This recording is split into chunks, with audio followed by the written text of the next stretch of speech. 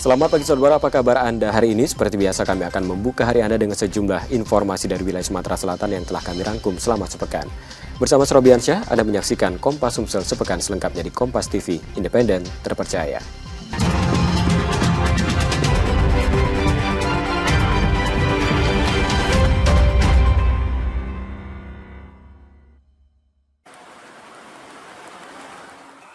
Setelah 13 tahun melarikan diri, Tim Intelijen Kejaksaan Negeri Palembang mengeksekusi SP terpidana kasus penipuan pada Selasa 15 Juli 2025. SP ditangkap di Desa Pedu Jejawi, Ogan Komering Ilir. Penangkapan sempat diwarnai protes dari pihak keluarga, namun situasi berhasil dikendalikan petugas. Kasus bermula saat ia menipu rekan bisnisnya dengan kerugian mencapai 180 juta rupiah. Meski sempat divonis bebas pengadilan, namun putusan kasasi Mahkamah Agung menjatuhkan hukuman 6 bulan penjara. Sejak vonis, SP tidak pernah memenuhi panggilan jaksa, hingga akhirnya masuk dalam daftar pencarian orang. Dan pada tanggal 28 Mei tahun 2012, berdasarkan keputusan 685.K/Pit/2012, terpidana Sapari telah dihukum dengan pidana selama 6 bulan pada tahun 2012. Telah dilakukan pemanggilan secara patut terhadap terpidana, tapi terpidana tidak memenuhi panggilannya. Usai ditangkap, ia langsung dimasukkan ke Rutan Pak Palembang untuk menjalani hukuman. Yudi Kiswanto, Kompas TV, Palembang, Sumatera Selatan.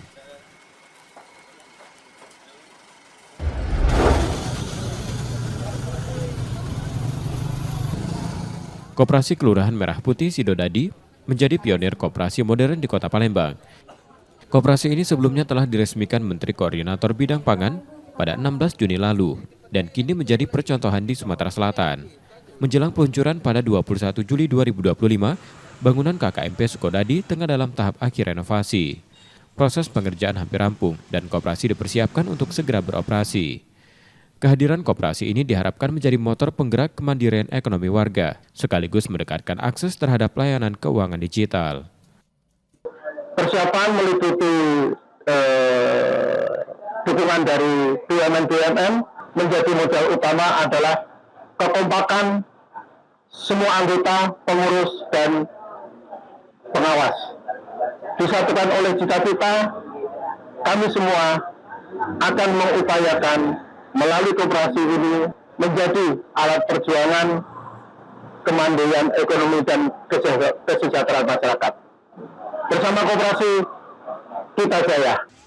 Peran perbankan turut dilibatkan untuk mengedukasi masyarakat mengenai mekanisme transaksi secara online. Sejalan dengan program pemerintah untuk cashless, jadi harapannya seluruh transaksi keuangan dari Koperasi Merah Putih ini bisa dilakukan lebih terperinci melalui cash management. Harapannya kita semua BUMN support penuh untuk program pemerintah ini untuk menjadikan Koperasi Merah Putih khususnya di Sukodadi, Kecamatan Sukorame ini menjadi salah satu koperasi mop-up yang merupakan koperasi yang tumbuh dan berkembang sejalan dengan program pemerintah. Koperasi Merah Putih diharapkan mampu memperkuat ekonomi di tingkat desa dan kelurahan, serta memperluas jangkauan digitalisasi hingga ke akar rumput. Muhammad Reza Pahlevi, Kompas TV, Palembang, Sumatera Selatan.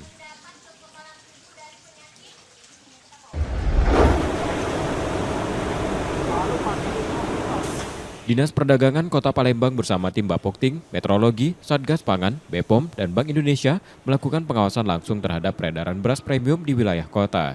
Langkah ini merupakan tindak lanjut atas temuan Satgas Pangan Nasional terkait 212 produsen beras yang diduga tidak memenuhi standar mutu, termasuk diantaranya produsen Belitang Panen Raya asal Sumatera Selatan. Tim gabungan telah mendatangi pabrik BPR di kawasan Kertapati Palembang.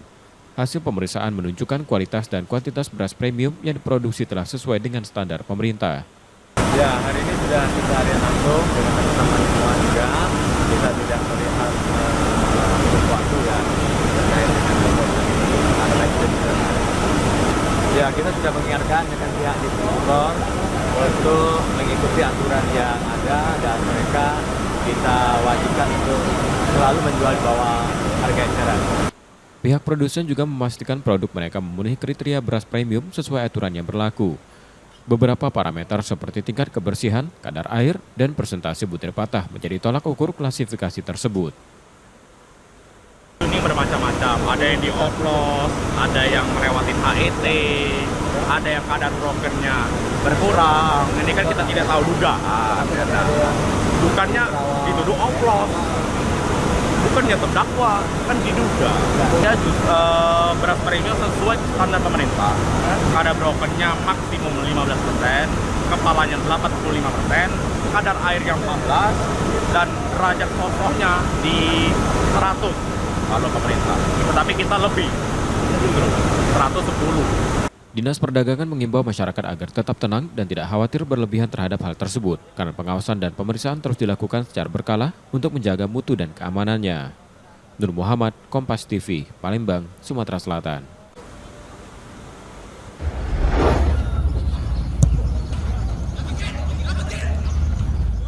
Tim EPA Sriwijaya FC U20 telah merampungkan pemusatan latihan di Pulau Jawa akhir pekan ini. Usai menjalani agenda tersebut, para pemain kembali ke Palembang untuk memasuki fase persiapan akhir menjelang bergulirnya kompetisi Liga 2 U20. Selama berada di Jakarta, skuad muda Laskar Wongkito menjalani 3 laga uji coba. Mereka berhasil menahan imbang Asiop namun harus mengakui keunggulan Persita U20 dan Persija U20. Meski begitu, penampilan tim tetap mendapat respons positif dari manajemen mengingat lawan yang dihadapi berada satu level di atas. Dan untuk EPA sendiri sudah menunjukkan progresnya cukup bagus. Dalam pertemuan di Pulau Jawa, saya untuk saat ini ya cukup puas lihat penampilan progres pemain-pemain dari EPA sendiri. Saat ini tim EPA Sriwijaya FC U20 diperkuat 30 pemain, 5 diantaranya masih berstatus trial. Nur Muhammad, Kompas TV, Palembang, Sumatera Selatan.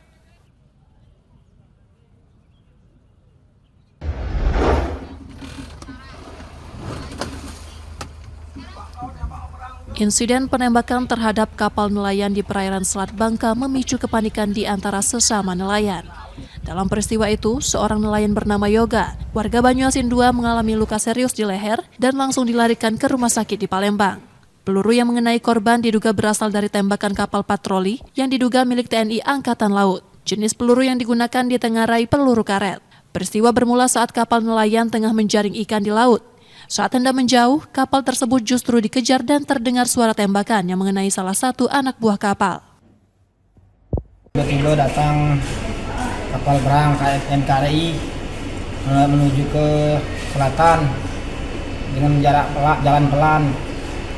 Aku bangunkan anak buahku, itu ada kapal patroli, hati-hati, nanti kita di dekatnya, kataku.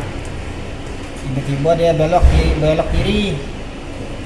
Nah, belok kiri langsung menuju arah kita. Langsung kita potong alat tangkap kita tadi. Aku lari berdua, kapal kita lari ya. Kejarnya terus sampai kapal satunya hampir dapat. Kita dalam kejar lagi, tiba-tiba menurunkan speedboat karet. Kita perkiraan ada 8 orang perkiraannya, pakai baju seragam goreng. Ngejar lagi, sekitar hampir mungkin sejam. Nah, di dekat tuh ada teriak anak buah, aku mau tembak katanya. Lagi aku terus.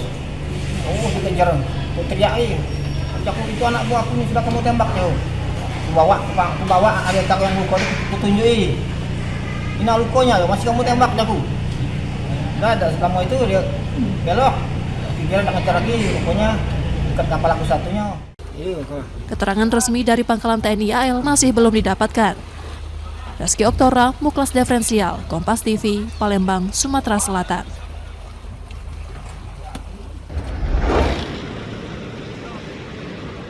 Keluarga Yogi Pratama, nelayan asal Sungsang Banyuasin mendatangi Pomal Palembang untuk meminta pertanggungjawaban atas insiden penembakan yang dialami Yogi saat melaut. Insiden terjadi pada Sabtu 12 Juli 2025 siang lalu. Sebuah tembakan dari kapal patroli yang diduga milik TNI AL mengenai Yogi. Saat ini korban masih menjalani perawatan di rumah sakit di Palembang. Sebagai bukti, keluarga menyerahkan peluru karet yang telah dikeluarkan. Mereka juga meminta kepastian terkait pengobatan korban dan kejelasan atas proses hukum insiden tersebut. Selain Yogi, 4 kerabatnya beserta 1 perahu juga masih disita dan dimintai keterangan di wilayah perairan Bangka Belitung. Keluarga berharap semuanya dapat segera dipulangkan, termasuk perahu yang biasa digunakan untuk mencari nafkah. Terus kami membangun komunikasi untuk melakukan kesepakatan yang lebih baik. Pertama, dari korban ini paling tidak ada tanggung jawab, ada perhatian dari pihak POM di sini, dan keluarga yang masih ditahan di Belinyu di Bangka Belitung kami minta untuk dikembalikan. Sementara itu, pihak Lanal Palembang menyatakan masih melakukan penyelidikan dan berjanji akan menyampaikan informasi lebih lanjut secara terbuka. Reski Oktora, Muklas Diferensial, Kompas TV, Palembang, Sumatera Selatan.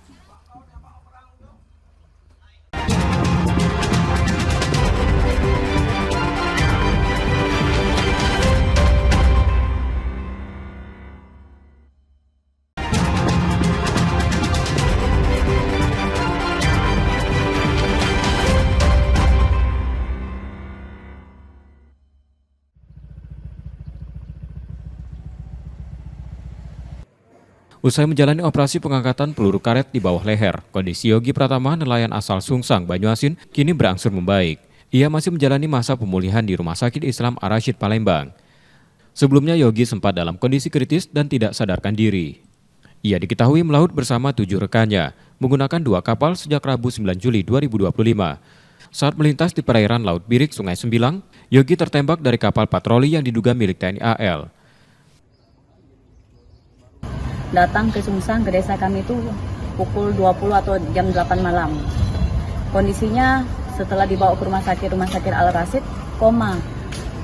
Nah, sekitar jam 12 malam, Yogi dioperasi untuk pengambilan peluru di lehernya. Setelah dioperasi, Yogi tadi sedikit membaik dan mulai sadar. Sekarang ini alhamdulillah kondisi Yogi agak membaik dan tinggal pemulihan.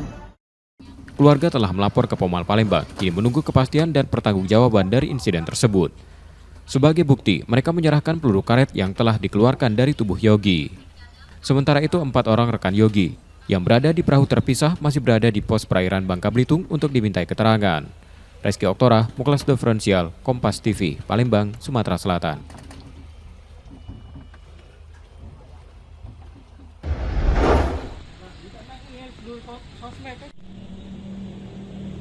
Pengadilan Militer 104 Palembang kembali menggelar sidang lanjutan kasus tewasnya 3 anggota Polri saat penggerebekan arena sabung ayam di Lampung.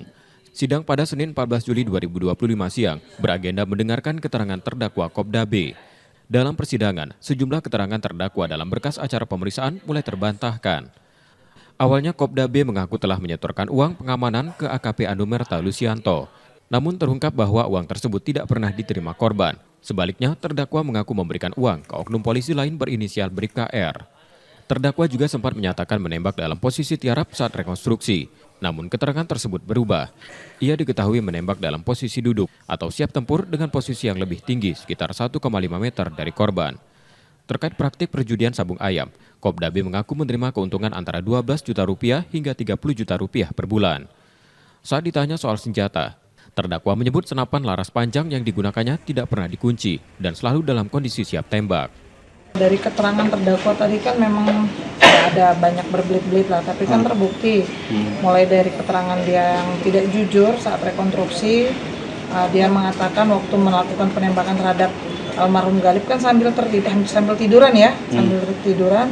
Tapi kan faktanya tadi dia mengakui sambil jongkok atau duduk lah ya, sambil duduk lah jongkok gitu. Nah, kalau dari persidangan hari ini, atas apa yang sudah digali oleh majelis hakim dengan oatmeal juga, ya kita sudah bisa melihat bahwa di fakta persidangan lah yang bisa kita katakan itu faktanya gitu ya. Kalau dari hasil penyidikan, kemudian hasil rekonstruksi itu memang kita sudah duga itu jauh dari yang sebenarnya gitu. Jadi hari ini kita cukup puas menggalinya majelis hakim dan mudah-mudahan nanti ke depannya terhadap tuntutan, kemudian terhadap putusan nanti benar-benar sesuai dengan harapan. Sidang dijadwalkan kembali pada Senin pekan depan dengan agenda pembacaan tuntutan. Yudi Kiswanto, Kompas TV, Palembang, Sumatera Selatan.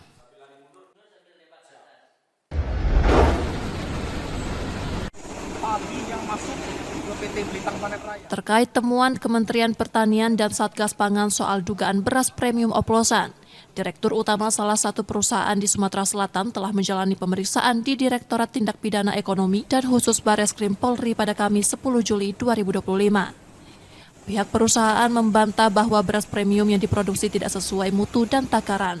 Menurut perusahaan, proses produksi telah melalui 15 tahapan sesuai regulasi pemerintah. Proses itu dimulai dari besetan, pembersihan, deaktosinasi, penimbangan bahan baku, pemisahan gabah, hingga tahap pemolesan, penyortiran warna, pemisahan beras kepala dan patah, serta pengujian mutu di laboratorium. Seluruh tahapan ini menjamin kualitas beras hingga sampai ke tangan konsumen. Beras yang diproduksi pun dijual sesuai harga eceran tertinggi yang ditetapkan pemerintah. Kuasa hukum perusahaan menyatakan menghargai langkah pengawasan dari Satgas Pangan dan Kementerian Pertanian. Namun mereka menilai temuan tersebut berada di tingkat distribusi, bukan pada proses produksi di pabrik. Temuan Mentan itu kita apresiasi, tapi yang kita sesalkan, ketemuan Mentan itu kan sudah di hilir, bukan di hulu. Seperti itu. Jadi kalau namanya di hilir, perlu kita sepakati bersama, kita selidiki bersama gitu. Jadi kami merasa juga sedikit terganggu seperti itu, karena ini di hilir seperti itu. Sampai saat ini dalam pemeriksaan kita belum disesuatukan atau dijatuhkan sanksi atau ditemukan hal-hal seperti itu. Cuman dalam sampel pemeriksaan perusahaan kita termasuk dari salah satu yang harus dilakukan pemeriksaan seperti itu. Ibu sebagai kuasa hukum berani menjamin beras yang keluar dari pabrik ini memang betul premium dan sesuai takaran dan tidak dioplos, Ibu? Iya, kita berani seperti itu karena kita juga bertanggung jawab secara moral kepada masyarakat, dan memang yang sampai di masyarakat itu seharusnya melalui proses yang sudah diatur regulasinya oleh pemerintah seperti itu. Jadi kita tidak ada mempermainkan atau hal-hal yang di luar yang kita sampai sehingga merugikan dari konsumen, distributor maupun masyarakat seperti itu. Sebagai bentuk tanggung jawab, perusahaan menyampaikan permohonan maaf atas kekhawatiran dan ketidaknyamanan yang terjadi, serta menegaskan komitmen menjaga mutu beras agar tetap aman dikonsumsi masyarakat. Yudi Kiswanto, Kompas TV, Palembang, Sumatera Selatan.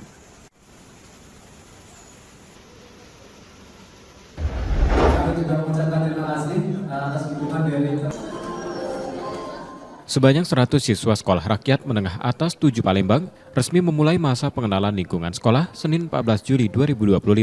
Kegiatan ini berlangsung di Sentra Budi Perkasa, Jalan Sosial Palembang. Sebelumnya tercatat ada 130 anak dari keluarga kurang mampu yang masuk dalam data terpadu kesejahteraan sosial.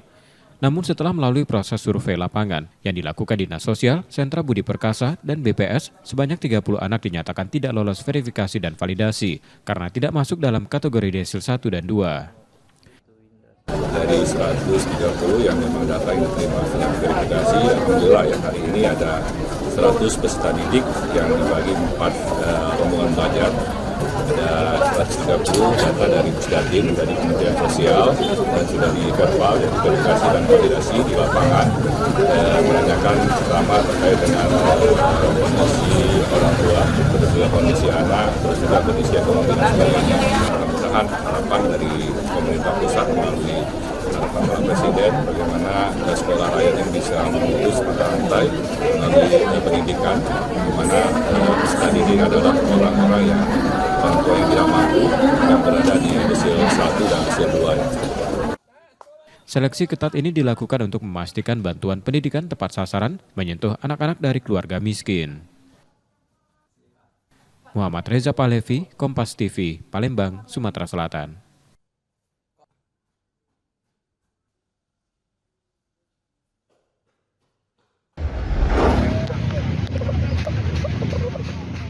Seorang pengendara motor di Palembang nekat melewati jalan sempit di antara mobil demi menghindari razia polisi. Meski sebelumnya telah diminta berhenti, ia tetap memaksa melaju. Namun usahanya sia-sia. Polisi lain yang sudah bersiaga langsung menghadangnya. Pengendara itu pun dihentikan dan ditilang karena motor yang dikendarainya tidak menggunakan plat nomor. Tak berselang lama, polisi kembali menjaring pelanggar lain, termasuk pelajar dan pengendara motor tanpa helm serta plat nomor. 1 unit mobil juga turut ditilang karena menggunakan knalpot tak standar. Razia digelar Satuan Lalu Lintas Polrestabes Palembang di Jalan Arifai pada Selasa 15 Juli 2025 pagi dalam operasi Patuh Musi 2025. Operasi ini menyasar sejumlah pelanggaran, seperti penggunaan ponsel saat berkendara, pengemudi di bawah umur, mengendarai motor melebihi kapasitas, tidak menggunakan helm SNI atau sabuk pengaman, berkendara dalam pengaruh alkohol, melawan arus, serta pelanggaran overdimensi dan overloading. Untuk tematik 3 sesuai dengan pelanggaran Kapolres TNKB tidak menggunakan melawan arus berbonceng 3. Sementara kita untuk Rendu R2 atau sepeda motor sekitar 20, mobil 1 yang kena bocor 14 hari, jadi sampai tanggal 2 Juli selesai. Operasi Patuh Musi akan digelar hingga 27 Juli mendatang. Yudi Kiswanto, Kompas TV, Palembang, Sumatera Selatan.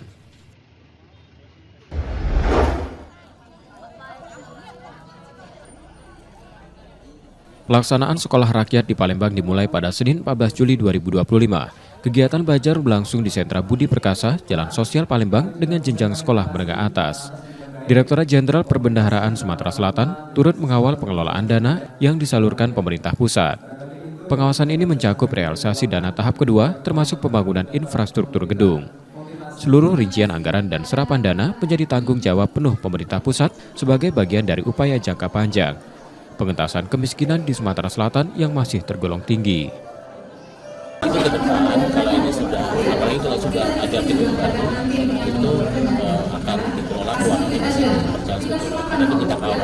Nah sekarang pengawalan kita sebenarnya lebih pada dari Pemprov sudah memberikan tanah, itu sebenarnya tahun ini ada anggaran untuk membangun fasilitas itu. Cuman sayangnya kan untuk di Kota Palembang, kalau yang di Oki kalau nggak salah, Oki ini kalau nggak salah sudah lagi kita siapkan.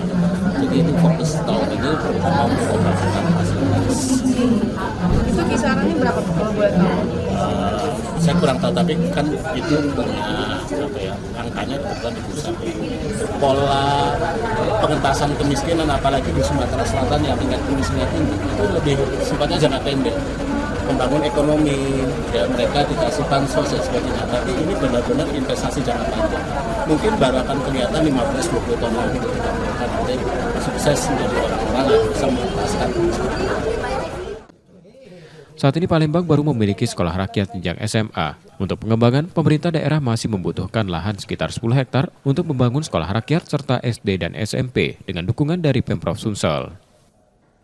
Kita lagi mencari lahan ya, pemerintah kota kemarin disurati oleh Kementerian Sosial untuk lahan barang milik daerah, aset pemerintah kota. Kita lagi mencoba mencari lahan ya, sampai 10 hektar yang sudah melakukan awal. Jadi kemarin kita berharap ada lahan milik pemerintah provinsi yang ada di sekolah Frans di dekat sini bisa menjadi lahan yang bisa dibangun untuk satu kawasan dengan sekolah SD, SMP, dan SMA seperti itu.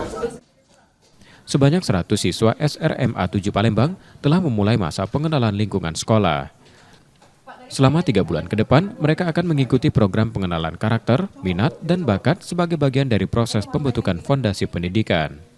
Muhammad Reza Pahlevi, Kompas TV, Palembang, Sumatera Selatan.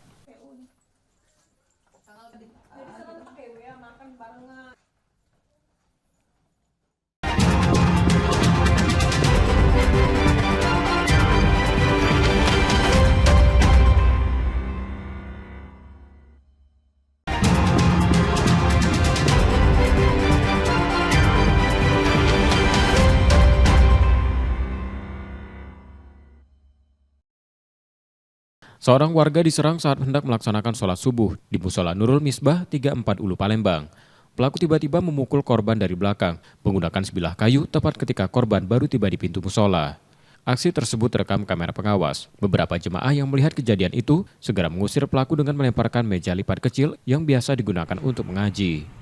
Bermodalkan rekaman CCTV, polisi menangkap pelaku AS 38 tahun warga Seberang Ulu 1 berikut kayu yang digunakan untuk menyerang.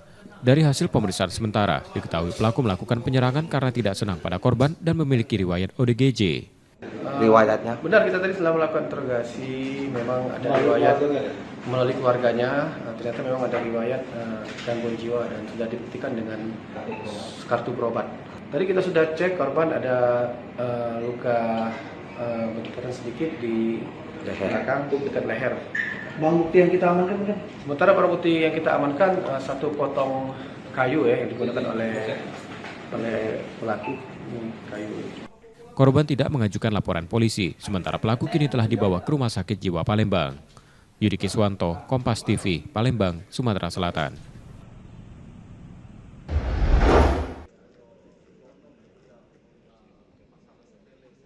Polda Sumatera Selatan tengah menyelidiki kasus penyiraman air keras yang dialami orang tua salah satu petugas Dinas Perhubungan Palembang. Aksi tersebut dilakukan orang tak dikenal dan sempat ramai di media sosial. Proses penyelidikan telah dilakukan mulai dari olah tempat kejadian perkara, pemeriksaan saksi-saksi, hingga pelibatan tim ahli untuk menelaah hasil visum. Berdasarkan keterangan pelapor, sebelum kejadian pelaku datang dengan modus menanyakan prosedur pembuatan kir. Meski pelapor mengaku tak memiliki persoalan pribadi, pihak keluarga menyebut ada konflik yang sempat melibatkan kakak iparnya dengan seseorang dari lingkungan terdekat. Saat ini kita sudah menerima laporannya dan sudah melakukan olah TKP dan melakukan pemeriksaan saksi-saksi, dan pelaku masih dalam penyelidikan. Namun kita berusaha keras untuk bisa mengungkap dan menangkap pelakunya tersebut. Termasuk memintakan visum ya. Visum korban. Kepada ahli untuk bisa nantinya. Berdasarkan pemeriksaan sementara Pak, apakah pelaku ini orang yang dikenal oleh korban atau bagaimana Pak? Sampai saat ini memang yang diketahui oleh pelaku bahwa orang tersebut dua orang yang dia belum kenal siapa ya, namun tiba-tiba menyiramkan air keras itu ke wajahnya. Dari rekaman CCTV, tampak seorang pria mengenakan topi datang bersama rekannya menggunakan sepeda motor. Setelah menanyakan keberadaan pelapor, pelaku menyiramkan air keras ke arah korban sebelum melarikan diri. Upaya pengungkapan identitas pelaku masih terus dilakukan. Rizky Oktora, Muklas Diferensial, Kompas TV, Palembang, Sumatera Selatan.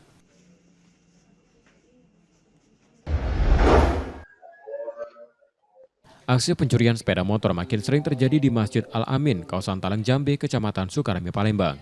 Dari rekaman kamera pengawas, terlihat seorang pelaku menjepit stang motor milik jemaah yang telah terkunci menggunakan kaki, lalu mendorongnya keluar dari area pagar masjid. Kejadian itu berlangsung saat jemaah tengah menunaikan sholat subuh. Diduga pelaku tidak beraksi sendiri, sementara situasi sekitar masih sepi dan minim pengawasan. Pencurian serupa ternyata pernah terjadi 2 minggu sebelumnya di waktu dan lokasi yang sama. Warga sekitar mulai resah dan berharap patroli kepolisian lebih ditingkatkan, terutama pada waktu-waktu rawan. Tersangka itu lari dari sana, Pak. Lari itu langsung ke sini. Ambil motor langsung terkutuk setang, langsung terjangannya pakai kaki kan patah. Bawanya berlari lagi, sana sudah. Langsung ke sana, nah datang ke sana udah kedingon lagi CCTV-nya kan langsung kabur dia. Dan keberapa kali, Kak? Kejadian yang kedua, Pak. Sebagai langkah antisipasi, jemaah diimbau untuk menggunakan kunci ganda pada sepeda motornya. Pengurus masjid berencana melaporkan peristiwa tersebut ke polisi dengan rekaman CCTV sebagai barang bukti. Rizky Oktora, Muklas Diferensial, Kompas TV, Palembang, Sumatera Selatan.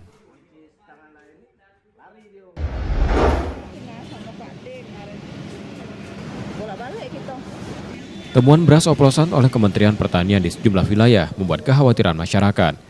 Menyikapi hal ini, Polda Sumsel memastikan akan memperketat pengawasan mulai dari produsen hingga pengecer di pasar. Meski hingga kini belum ditemukan indikasi beras oplosan di Sumatera Selatan, pemantauan tetap ditingkatkan melalui Satgas Pangan. Langkah ini juga bertujuan menjamin ketersediaan stok beras dengan mutu dan kemasan sesuai ketentuan. Polda Sumsel menginstruksikan jajaran di kabupaten dan kota memperkuat pengawasan distribusi pangan. Masyarakat pun diminta tetap tenang dan segera melapor jika menemukan dugaan kecurangan pada komoditas ini. Beras yang ada di Provinsi Sumatera Selatan masih aman ya, kondusif. Kita belum menerima komplain atau laporan maupun aduan dari masyarakat berkaitan dengan beras oplosan. Karena ini memang berdasarkan hasil dari koordinasi kita, ya khususnya di Krimsus Polda Sumatera Selatan bekerjasama dengan dinas terkait untuk melakukan pemantauan, kemudian melakukan pemeriksaan kepada beberapa produsen beras yang ada di wilayah Provinsi Sumatera Selatan ini. Dan alhamdulillah saat ini masih aman, masyarakat tidak perlu resah Sebelumnya, investigasi Kementerian Pertanian pada 6 hingga 23 Juni 2025 mengungkap 268 sampel beras dari 212 merek di 10 provinsi diduga tidak sesuai standar. Sampel tersebut mencakup beras premium dan medium dengan mutu sebagai indikator utama. Reski Oktora, Muklas Diferensial, Kompas TV, Palembang, Sumatera Selatan.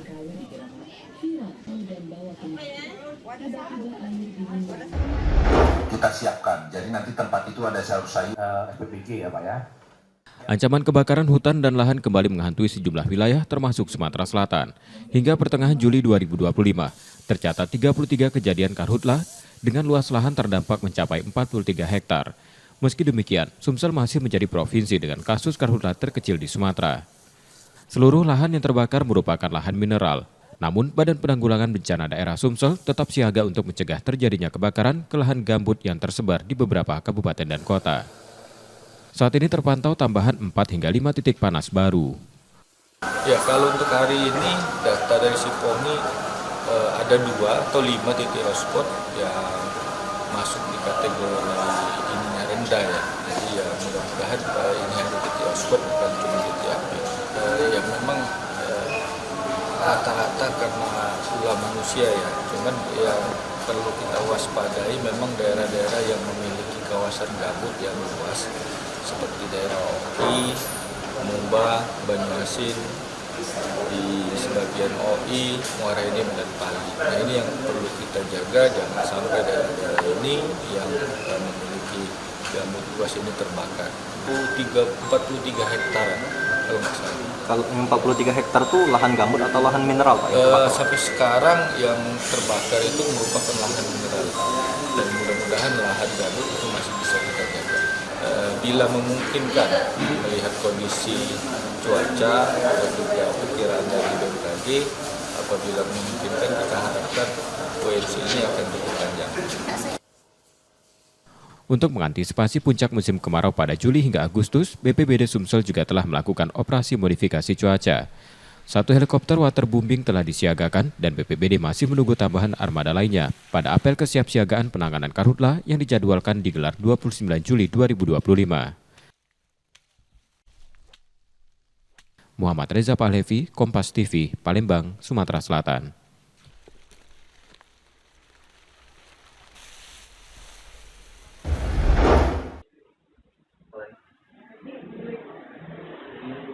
Sebuah rekaman video memperlihatkan aksi satu keluarga yang diduga melakukan pencurian di toko kosmetik kawasan Sukabangun, Sukarami, Palembang. Aksi bermula saat seorang ibu dan anaknya masuk dalam toko dan mengambil sejumlah produk kosmetik. Tak lama sang suami datang bersama seorang anak kecil yang membantu menyembunyikan barang curian dalam helm. Peristiwa terjadi saat toko baru saja dibuka. Usai mengambil barang, pelaku membeli 2 produk dan langsung meninggalkan lokasi. Merasa curiga, pemilik toko memeriksa rekaman CCTV dan menemukan bukti pencurian. Ia mengaku produk yang dicuri cukup mahal. Alih ke kita kak, jadi kita tuh dia cari barang, kita sudah kasih barangnya, misalnya dia cari untuk flag, kita kan tahu, jadi kita sudah tuju, oh yuk ini ada untuk flag punya, bisa. Kita sudah dapat, dia alih lagi, oh aku mau yang bedak pula, apa bedak untuk flag. Emang berapa total flagnya Pak? Pelaku pertama kali masuk cuma 2 wong. Siapa-siapa itu? Ibu sama anak. Nah sudah ibu sama anak, tak lama tuh agak lakinya sama anaknya lagi yang paling kecil masuk lagi. Jadi anaknya 2 yang ikut mencuri? Anak yang ikut mencuri cuma 1, yang satunya masih kecil. Peran anaknya disuruh ngambil apa kok? Peran anak ambil kosmetik kak, pensil. Selain melapor ke polisi, rekaman tersebut juga diunggah ke media sosial sebagai bentuk peringatan dan upaya memberikan efek jera. Reski Oktora, Muklas Diferensial, Kompas TV, Palembang, Sumatera Selatan. Lipstik ini, nah tunjuk ibunya. Aku ngomong ada siko. Oi ibu.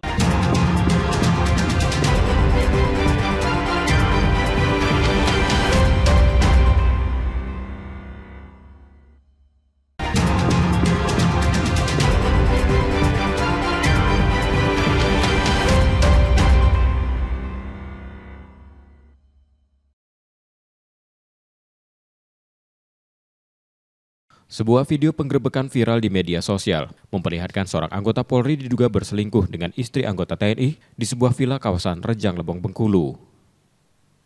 Penggerebekan dilakukan setelah laporan warga dan hasil penyelidikan internal TNI yang mengumpulkan bukti perselingkuhan tersebut. Oknum Polri yang terlibat diketahui berinisial Brigadir J, anggota Satlantas Polres Lubuk Linggau. Saat ini Brigadir J telah ditempatkan di ruang khusus selama 21 hari oleh Bidang Profesi dan Pengamanan untuk menjalani proses sidang kode etik. Akibat perbuatannya, Brigadir J terancam diberhentikan secara tidak hormat dari institusinya. Ya, proses saat ini oknum anggota tersebut ditangani oleh Ditpropam Polda Sumatera Selatan. Ya, saat ini si yang bersangkutan ini sudah dipatsus untuk 21 hari ke depan ya. Dalam rangka kita Polda Sumsel khususnya Ditpropam Polda Sumatera Selatan melakukan pemeriksaan maupun proses sidang kode etiknya nantinya.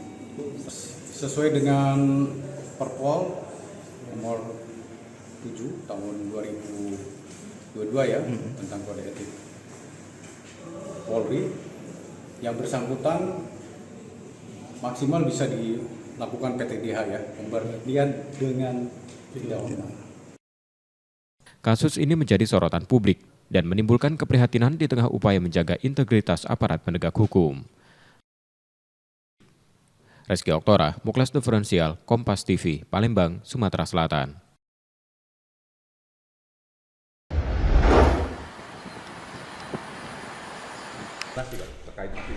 Setelah ditetapkan sebagai tersangka dalam kasus dugaan korupsi revitalisasi Pasar Cinde, mantan Gubernur Sumatera Selatan AN menjalani pemeriksaan di Kejaksaan Tinggi Sumsel pada Rabu 16 Juli 2025. Selama 5 jam pemeriksaan, penyidik mengajukan 40 pertanyaan untuk menelusuri aliran dana, bea perolehan hak atas tanah dan bangunan atau BPHTB yang diduga berkaitan dengan kasus tersebut. Penyidikan tidak hanya menyasar aspek administrasi, tetapi juga mendalami dugaan keterlibatan AN dalam skema aliran dana yang menjadi bagian penting proyek revitalisasi. Kemarin kan memang habis ini ya, sakit ya, jadi memang tadi kita kejar. Cuma kan 40 pertanyaan juga sudah ini, sudah banyak materi yang didapat dari penyidik seperti itu. Pemeriksaan sebagai tersangka dalam rangka? Dalam rangka yang pasti kan pendalaman ya. Kemarin kan kita melakukan pendalaman terkait aliran-aliran dana seperti itu. Jadi kita melakukan pendalaman terhadap alat bukti serta aliran-aliran dana yang ada seperti itu. Sementara tim kuasa hukum tersangka membantah adanya penerimaan dana oleh kliennya. Mereka menegaskan peran AN sebatas menjalankan kewenangan dan kebijakan sebagai gubernur saat itu. Jadi kalau kami lihat tadi lebih ke kebijakan-kebijakan Pak AN ya sebagai gubernur, lebih itu aja tentang Pasar Cinde tersebut. Dan ada pertanyaan satu bahwa tidak ada aliran dana, ya sebenarnya memang tidak ada aliran dana ke Pak Alex. Hingga kini pihak Kejati Sumsel belum menyampaikan hasil resmi dari pemeriksaan tersebut. Yudi Kiswanto, Kompas TV, Palembang, Sumatera Selatan.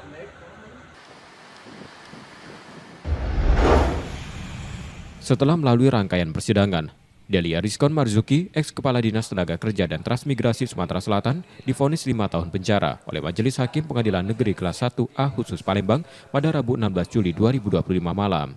Selain pidana penjara, terdakwa juga dikenai denda sebesar Rp250 juta. Ia pun diwajibkan membayar uang pengganti senilai Rp1,3 miliar. Jika tidak sanggup membayar, harta bendanya akan disita dan bila masih belum mencukupi, diganti dengan hukuman penjara selama 3 tahun.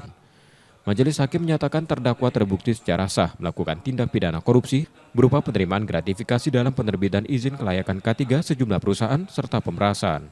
Vonis ini lebih ringan dari tuntutan jaksa yang sebelumnya menuntut hukum 8 tahun penjara. Dalam pertimbangannya, Hakim menyebut hal yang memberatkan adalah tindakan terdakwa tidak mendukung upaya pemerintah dalam pemberantasan korupsi. Sementara hal yang meringankan, terdakwa belum pernah dihukum dan mengakui perbuatannya. Usai vonis dibacakan, istri terdakwa menangis di ruang sidang. Baik jaksa maupun terdakwa menyatakan pikir-pikir terhadap putusan tersebut. Telah terbukti secara sah dan meyakinkan bersalah melakukan tindak pidana korupsi secara bersama-sama dalam dakwaan kedua. 2. Menjatuhkan pidana kepada terdakwa oleh karena itu dengan pidana penjara selama 5 tahun dan pidana denda sejumlah Rp250 juta dengan ketentuan apabila denda tersebut tidak dibayar diganti dengan pidana kurungan selama 6 bulan.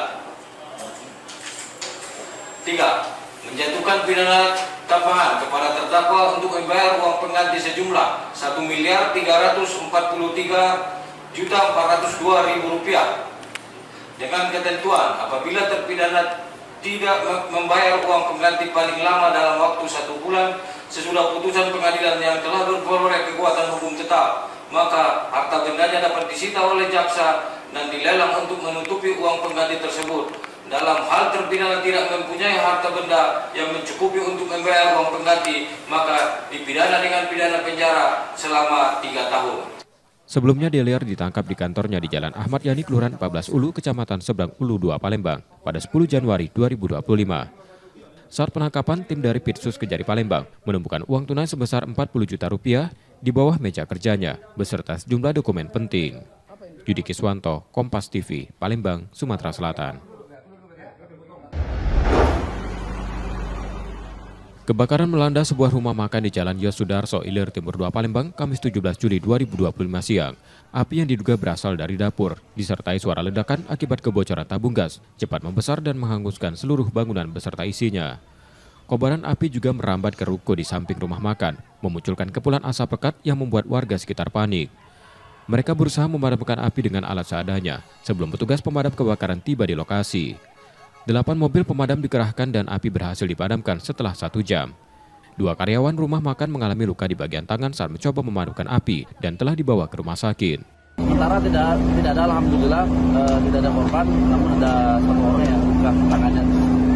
Ini ruko apa saja, Komandan? Ruko yang terbakar?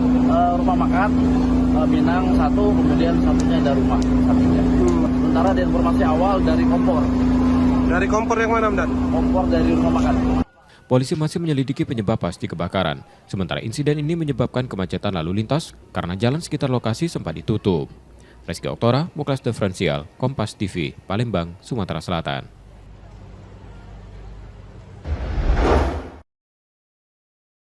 Gambar ini kami samarkan karena mengandung kekerasan, memperlihatkan aksi sekelompok remaja di Jalan Kapten Ahmad Rifai, Palembang. Mereka menyerang seorang pria pengendara motor. Korban yang membunyikan klakson karena sepeda motor pelaku hampir bersenggolan, tiba-tiba didekati dan dipukul dengan helm. Saat korban terjatuh, para pelaku justru menganiaya korban beramai-ramai dengan motor mereka. Aksi itu baru berhenti setelah warga sekitar melerai. Dari bukti rekaman kamera pengawas, polisi menangkap 5 remaja yang kini ditetapkan sebagai tersangka. Dari hasil penyelidikan, peristiwa bermula saat para pelaku menerobos lampu merah dan hampir bersenggolan dengan korban yang datang dari arah berlawanan. Klakson yang dibunyikan korban memicu emosi mereka.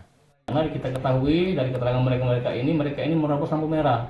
Sedangkan si korban memang ikut aturan lampu hijau.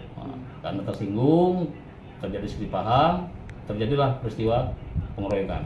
Selain melakukan kekerasan dengan cara meninju dan menerjang, si pelaku ini juga turut serta melindas tubuh korban dengan menggunakan sepeda motor. Kelima tersangka saat ini ditahan di Polsek Ilir Timur 1 Palembang dan terancam hukuman di atas 5 tahun penjara. Polisi masih menyelidiki kemungkinan adanya pelaku lain dalam insiden ini, sementara korban masih menjalani perawatan di rumah sakit akibat luka serius yang diderita. Reski Oktora, Muklas Diferensial, Kompas TV, Palembang, Sumatera Selatan.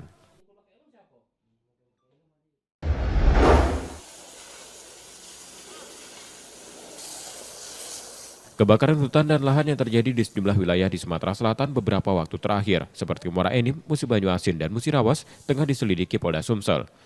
Penyelidikan dilakukan untuk memastikan apakah kebakaran terjadi karena faktor cuaca atau unsur kesengajaan.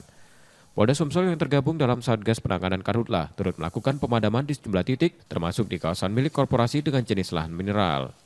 Hingga pertengahan Juli, 9 titik kebakaran dipadamkan di 3 wilayah, sementara pemantauan terus dilakukan di daerah rawan lainnya seperti Ogan Komplek Ilir, Ogan Ilir, dan Pali.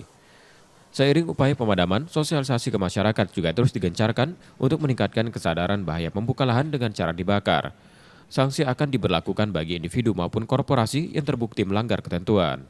Untuk lahan yang terbakar ini, ada beberapa tempat ini. Yang pertama di wilayah hukum Polres Muara Enim, lahan milik perusahaan ya ada 5.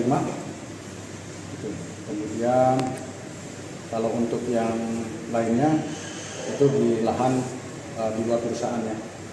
Kemudian untuk kegiatan yang dilakukan selain kita menangani pemadaman, kita melakukan kegiatan himbauan-himbauan kepada masyarakat agar masyarakat bisa menjaga hutan maupun lahannya dari kebakaran. Total lahan yang terbakar hingga pertengahan Juli tercatat mencapai 43 hektar dengan luas terbesar berada di Kabupaten Ogan Ilir. Langkah antisipatif kini dilakukan melalui pembasahan lahan gambut dengan operasi modifikasi cuaca. Reski Oktora, Muklas Diferensial, Kompas TV, Palembang, Sumatera Selatan.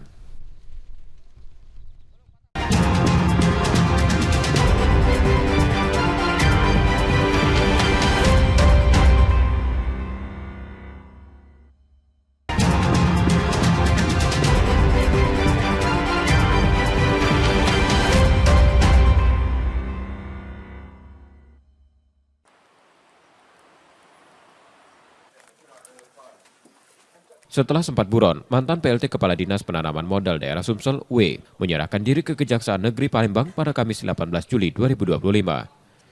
W masuk dalam daftar pencarian orang setelah 4 kali mangkir dari panggilan penyidik terkait dugaan korupsi pengadaan pakaian batik untuk perangkat desa se-Sumatera Selatan tahun 2021 yang merugikan negara sekitar 871,3 juta rupiah. Peran tersangka terungkap dalam persidangan 2 terdakwa sebelumnya yang menyebut W menerima uang 50 juta rupiah dari proyek tersebut. Modus korupsi dilakukan dengan markup anggaran yang nilai pengadaan tidak sesuai kontrak dan spesifikasi. Seperti yang sudah terungkap di dalam persidangan. Jadi berdasarkan putusan untuk terpidana ASPP dan JN ada terlibatan tersangka. Ini ya insya Allah ini yang terakhir. Bersamaan dengan penyerahan diri, tersangka juga menitipkan uang senilai 50 juta rupiah pada kejaksaan. Bang tadi sempat nanya ke tersangka berapa uang yang diterima, terus untuk apa uangnya itu, Bang? Kalau dugaannya, tuduhannya kan itu 50 juta. Terus tadi rembaan sama keluarganya bermusyawarah, terus anaknya koordinasi sama keluarga kan, itu tadi dititipkan ada 50 juta prosesnya. Kalau pengakuan dari klien kita untuk apa? Sampai sejauh ini tidak ada. Tapi nanti kita lihat lagi di persidangan. Kini W ditahan selama 20 hari di Rutan Pakje Palembang untuk proses penyidikan lebih lanjut.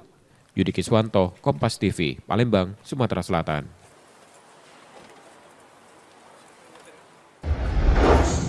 Tabrak lari apa cak mana nih? Jasad Irma 48 tahun, seorang ibu rumah tangga asal Lorong Tanjung Rawo, Ilir Bar 1, tergeletak di Jalan Alam Syaratu Prawira Negara Palembang. Ia diduga menjadi korban tabrak lari usai mengantar anaknya ke sekolah tak jauh dari lokasi kejadian. Peristiwa itu diduga terjadi saat motor metik yang dikendarai korban diserempet dari belakang oleh sebuah truk yang melaju dari arah yang sama. Setelah tabrakan, truk melarikan diri, meninggalkan korban yang tergeletak di jalan. Polisi yang tiba di lokasi mengevakuasi jasad Irma ke Rumah Sakit Muhammad Husin Palembang untuk kepentingan forensik. Luka serius yang dialami korban membuat nyawanya tak tertolong. Saat kejadian, korban diketahui tidak mengenakan helm. Tangis keluarga pecah saat melihat jenazah Irma di ruang pemulasaran Rumah Sakit Muhammad Husin. Antara sepeda motor yang datang dari arah Maluku mengarah ke sisi 2. Itu ada tabrak oleh mobil mungkin mobil start yang datang dari arah sana. Setelah kejadian melarikan diri ke kendaraan. Polisi masih mendalami kasus ini dengan meminta keterangan sejumlah saksi dan mengumpulkan rekaman CCTV di sekitar lokasi. Penanganan insiden dilakukan Satlantas Polrestabes Palembang. Reski Oktora, Muklas Diferensial, Kompas TV, Palembang, Sumatera Selatan.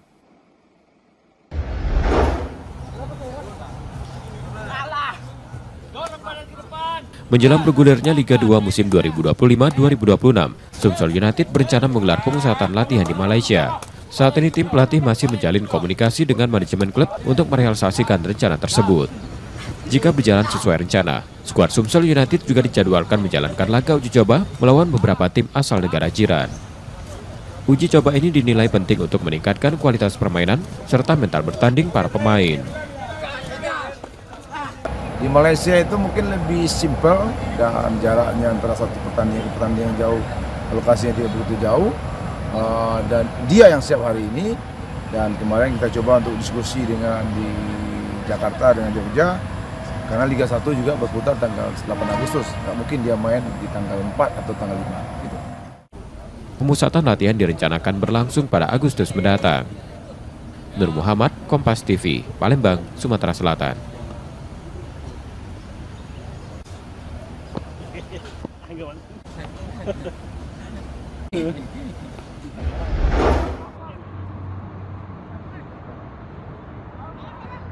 Dalam rangka persiapan menghadapi Liga 2 2025-2026, manajemen Sriwijaya FC berencana menggelar laga uji coba melawan tim luar negeri. Salah satu lawan yang dibidik adalah Lion City Sailors FC, kontestan Singapura Premier League. Sriwijaya FC mendapat tawaran bertanding di kandang Lion City Sailors FC yang bermarkas di Stadion Bishan, Singapura. Meski demikian, agenda tersebut masih tentatif karena harus menyesuaikan dengan jadwal tim saat ini. Jika tidak berubah, laga uji coba internasional ini dijadwalkan berlangsung pada Agustus mendatang.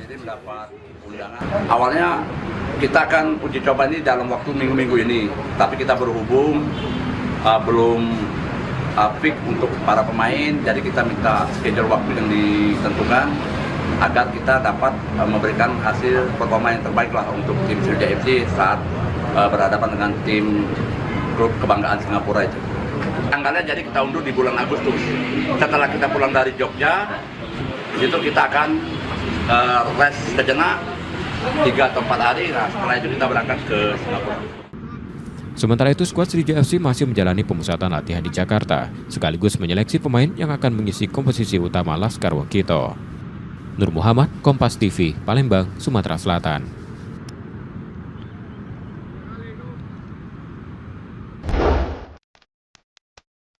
Di salah satu ruas Jalan Akasia Seduduk Putih, Palembang, berdiri sebuah gerai oleh-oleh yang tampil berbeda.